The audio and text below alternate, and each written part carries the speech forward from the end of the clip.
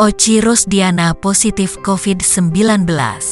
Saat ini ia menjalani isolasi mandiri untuk memulihkan kondisinya. Ia menduga terpapar COVID-19 di luar lokasi syuting sinetron 17+ yang dibintanginya.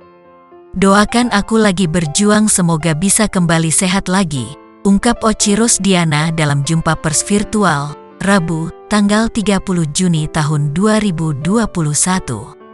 "Aku terpaparnya kayaknya bukan di lokasi syuting, kayaknya kena di luar lokasi syuting. Makanya aku kapok main-main di luar lokasi," ucapnya.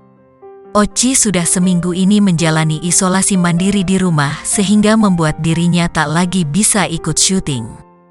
Terkait kondisi terkini, Ochi merasa dirinya sudah membaik dan sudah tidak ada demam. Ia hanya tinggal menunggu hasil negatif dari SWAB berikutnya.